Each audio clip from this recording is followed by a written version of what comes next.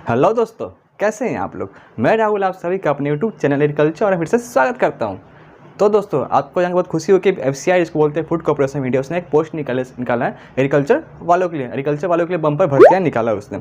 आज हम बात करें उस भर्ती के लिए कितनी पोस्ट है, क्या सिलेक्शन प्रोसेस है, क्या एलिजिबिलिटी क्राइटेरिया और कितनी फीस है, ये तमाम चीज़ें हम आज बातचीत करेंगे। चलिए बिना टाइम वेस्ट किए बिना वीडियो शुरू करते हैं।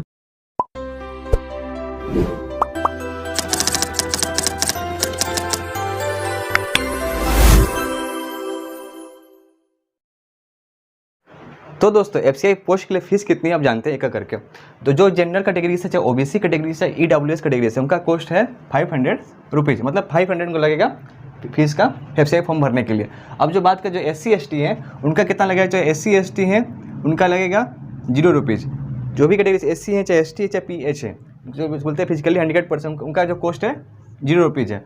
और अब नेक्स्ट बात करते हैं ऑल जो फीमेल कैटेगरी, चाहे किसी भी कैटेगरी से आती हूँ, चाहे जनरल आती हूँ, चाहे ओबीसी आती हूँ या फिर एससी एसटी आती है, किसी कैटेगरी से आती है, उनका जो फॉर्म का प्राइस है 0 रुपीज़ है, मतलब कोई भी उनका चार्ज उनका नहीं लगेगा। अब बात करते हैं फॉर्म का डेट कब से स्टार्ट है भरने का। तो फॉर्म आप भर सकते हैं 6 सितंबर 2022 से लेकर 5 अक्टूबर 2022, यानी 6 सितंबर से लेकर 5 अक्टूबर तक आप लोग भर सकते हैं। 5 अक्टूबर कब तक भर सकते हैं, तो 5 अक्टूबर शाम 4 बजे तक आप लोग फॉर्म भर सकते हैं। उसके बाद आप लोग अप्लाई नहीं कर सकते। अब बात करते हैं इसका एग्ज़ाम कब होगा। एफसीआई का एग्ज़ाम कब होगा, तो एग्ज़ाम होगा जनवरी 2023 में।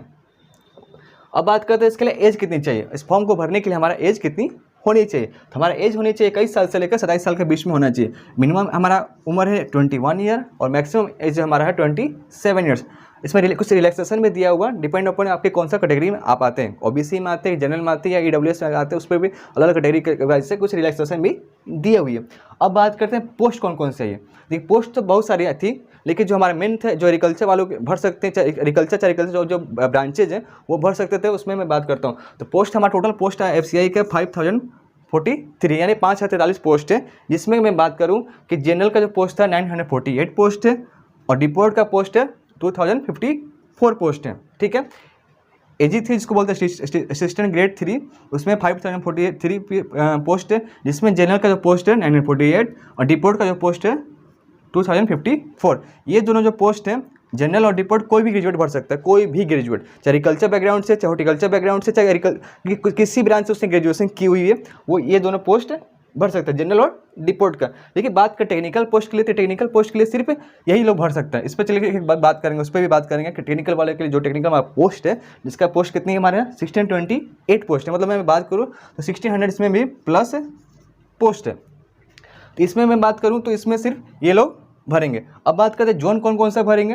तो जोन कौन कौन सा है, तो इसमें 5 जोन जो जॉब है 5 जोन में बांटा हुआ है, north zone, east zone, west zone, south zone और नॉर्थ ईस्ट जोन। हर इंसान एक ही जोन में अप्लाई करेगा और एक ही जॉब के लिए अप्लाई करेगा, मतलब एक जोन और एक पोस्ट के लिए अप्लाई करेगा। ठीक है, इसमें आपको दिक्कत नहीं होना चाहिए। यदि एक इंसान अलग अलग पोस्ट के लिए अप्लाई करे तो वो अप्लीकेबल नहीं होगा, एक इंसान एक पोस्ट और एक ही जोन में अप्लाई करेगा। ठीक है।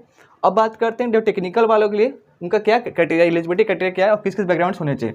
जो टेक्निकल वाले जो हमारा पोस्ट है असिस्टेंट ग्रेड 3 में जो टेक्निकल पोस्ट है वो कौन को अप्लाई कर सकता है। देखिए जनरल रिपोर्ट में तो कोई भी ग्रेजुएट अप्लाई कर सकता है, उसमें कोई लिमिटेशन नहीं है, लेकिन टेक्निकल कुछ लिमिटेशन डाला गया। कौन कौन अप्लाई कर सकता है, जिसने बीएससी एग्रीकल्चर किया हुआ, इकोनॉमिक यूनिवर्सिटी जिस कॉलेज के जो कॉलेज है एफिलेटेड आईसीआर से और एआईसीटी से, वही इसको भर सकते हैं। और कौन कौन सा लोग अप्लाई कर सकते हैं, इसमें बीएससी एग्रीकल्चर कर सकते हैं, बीएससी एग्रीकल्चर के अलावा हॉर्टिकल्चर, फिशरीज, ठीक है, और जो भी एनिमल हस्बेंड्री ब्रांचेज है और फॉरेस्ट्री है, इसे अप्लाई इसमें नहीं कर सकते। टेक्निकल वाले में अप्लाई नहीं कर सकते, बीएससी वाले ही अप्लाई करेंगे। और कौन कौन सा बीएससी वाले अप्लाई कर सकते हैं, तो botany, zoology, biotechnology, biochemistry, microbiology और फूड साइंस, इतना जो लोग बीएससी किए हैं, इसके अलावा और कोई भर नहीं सकते। ये लोग अगर जो बीएससी जितना लोग ब्रांचेस किए लोग भर सकते हैं, इसके अलावा और कोई नहीं भर सकता। मैं बात करूँ बीटेक या बीई में बात करूँ कौन कौन से भर सकते हैं इससे टेक्निकल पोस्ट के लिए, तो आपके पास होना चाहिए BTech in food science, BTech in food science technology, agriculture engineering की जिसको बीटेक एजी जो किए हैं वो भी भर सकते हैं, और जो बीटेक बायोटेक्नोलॉजी किए हैं वो भर सकते हैं। साथ ही साथ आपके पास नॉलेज होना चाहिए, प्रोफिशिएंसी यूज ऑफ कंप्यूटर, मतलब कंप्यूटर आपके पास नॉलेज होनी चाहिए। आपको डाउट अगर आ रहा होगा तो मैं क्लियर कर दूँ, फिर से भी क्लियर कर दूँ। जो जनरल पोस्ट है और जो डिपोर्ट पोस्ट है, इसमें कोई भी ग्रेजुएट भर सकता है, कोई भी एग्रीकल्चर भी भर सकता है और एग्रीकल्चर अलावा और जो पोस्ट हो भी उसको अप्लाई कर सकते हैं। लेकिन जो टेक्निकल पोस्ट है हमारा है, जो एफसीआई का जो टेक्निकल पोस्ट इसके अंदर आता है, एजी 3 के जो अंदर आता है, सिर्फ ये वाला ही लोग भरेंगे, इसके अलावा कोई नहीं भर सकता।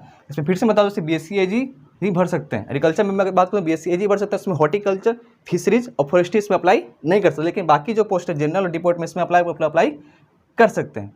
और साथ साथ इसमें क्या है कि एनुअल ग्रेजुएट के साथ साथ आपके पास इसमें भी मैं बात करूँ तो आपके पास कंप्यूटर का नॉलेज आपको होना ही चाहिए। ये दोनों आपके मिले, इसमें जो क्राइटेरिया ये होना चाहिए। और इस पोस्ट के लिए आपके पास इसमें आप कोई भी ब्रांच आपने ग्रेजुएशन किया तो कर सकते हैं, साथ साथ आपको ये नॉलेज होना चाहिए, कंप्यूटर का नॉलेज आपके पास होना ही चाहिए। तो दोस्तों अब बात करते हैं असिस्टेंट ग्रेड का सिलेक्शन प्रोसेस कैसे होगा। तो सिलेक्शन प्रोसेस है उसका एग्जाम देना पड़ेगा आपका। एग्जाम जो होगा वो ऑनलाइन मोड में होगा, ठीक है। उसके बाद इस एग्जाम का 2 फेज़ है, फेज़ 1 और फेज़ 2। ये दोनों फेज़ से गुजरना पड़ेगा, तभी आप एग्जाम क्वालिफाई कर पाएंगे और आपका जॉब मिल पाएगा, ठीक है। अब बात करते हैं हमारा जो पोस्ट है, general post, report post, technical post में क्या बात करते हैं। तो जो हमारा जनरल पोस्ट है उसके लिए भी सेम क्राइटेरिया, आपको फेज़ 1 एग्जाम देना पड़ेगा, उसके बाद फेज़ 2 एग्जाम देना पड़ेगा। फेज़ 2 में इसका एक ही पेपर होगा और साथ साथ इसका सैलरी कितनी होगी, तो सैलरी हमारी होगी 28,200 से लेकर 79,200 होगी, ठीक है। अब मैं बात करूँ डिपोर्ट जो हमारा पोस्ट है उसमें कितनी हमारा फेज़ होगा एग्जाम देने का। इसमें भी 2 फेज़ है, फेज़ 1 से गुजरना पड़ेगा, उसको क्वालिफाई करेंगे, फिर आपको फेज़ 2 में जाएंगे। फेज़ 2 में आपका एक एग्जाम देना पड़ेगा। उसकी मैं बात करूँ सैलरी कितनी, सैलरी इसकी भी सेम है 28,200 से लेकर 79,200 तक। अब मैं बात करूँ टेक्निकल पोस्ट के लिए, टेक्निकल पोस्ट में भी सेम चीज़ है, बस इसमें एक चीज़ और ऐड हो जाता है, इसमें भी फेज़ 1 गुजरना पड़ेगा, साथ साथ इसमें फेज़ 2 में 2 पेपर होगा, पेपर 1 और पेपर 2।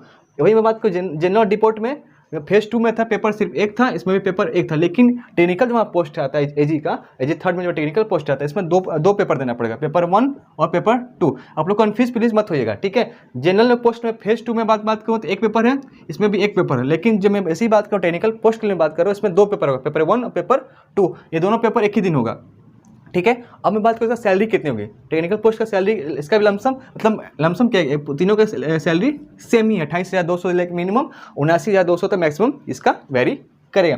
अब बात करते हैं फेज़ 1 में क्या क्या हमारा सिलेबस रहेगा। फेज़ 1 में क्या सिलेबस रहेगा, फेज़ 2 में क्या सिलेबस रहेगा, और फेज़ 2 का जो पेपर 1 है ये पेपर 2 हुआ, ठीक है।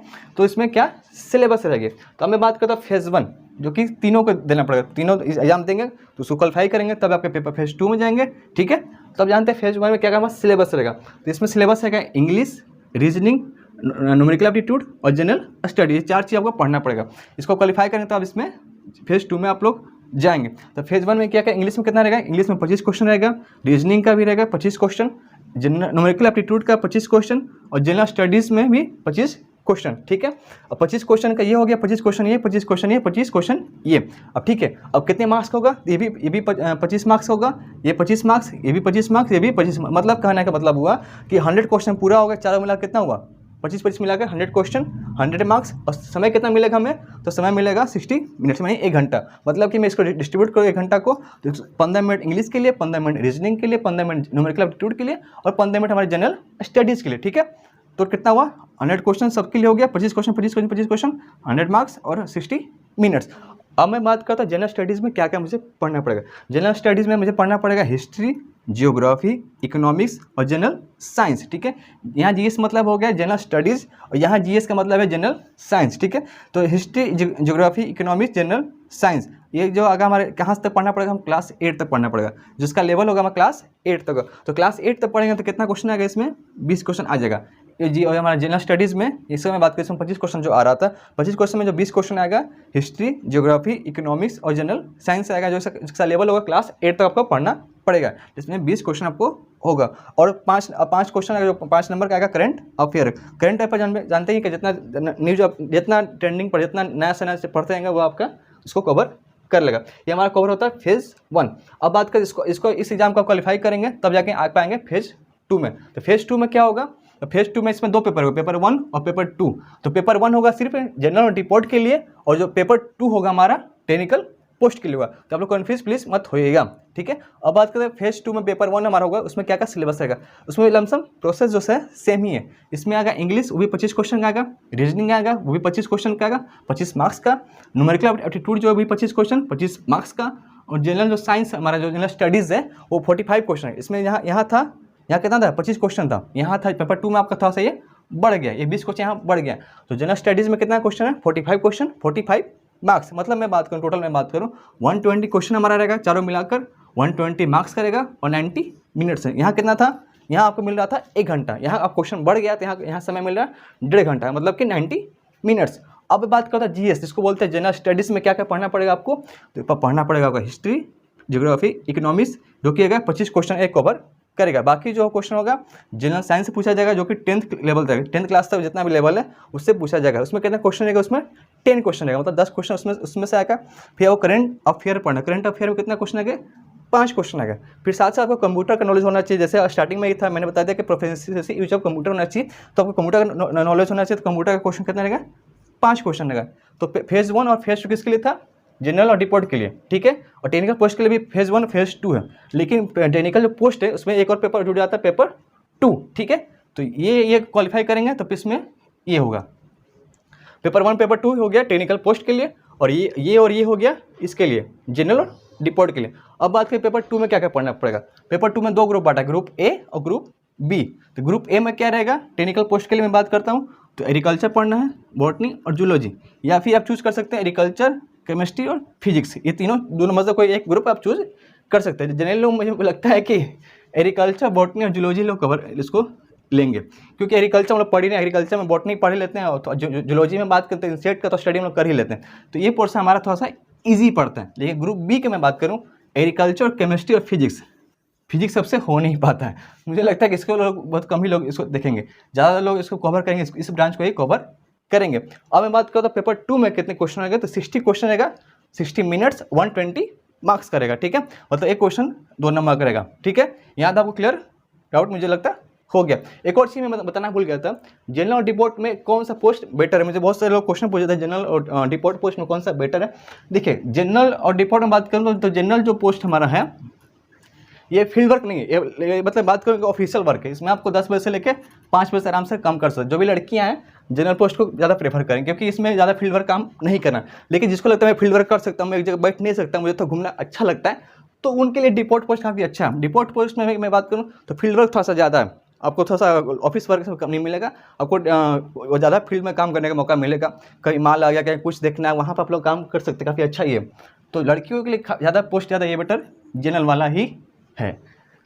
तो दोस्तों उम्मीद करता हूँ आज का जॉब का जानकारी आपको अच्छा लगा होगा। यदि आपको डाउट्स या कोई पोर्शन आपको समझ में नहीं है तो मुझे कमेंट कर सकते हैं, या फिर मेरे इंस्टाग्राम आईडी पे मैसेज कर सकते हैं, मैं आपको वहाँ जवाब दे दूंगा। एग्रीकल्चर से रिलेटेड सारी जानकारी के चैनल से जुड़े रहें। मिलते हैं नेक्स्ट वीडियो में नए नए टॉपिक के साथ। तब तक चैनल को लाइक करें, शेयर कर, दबा के सब्सक्राइब करें। तब तक मिलते हैं नेक्स्ट वीडियो में। जय हिंद।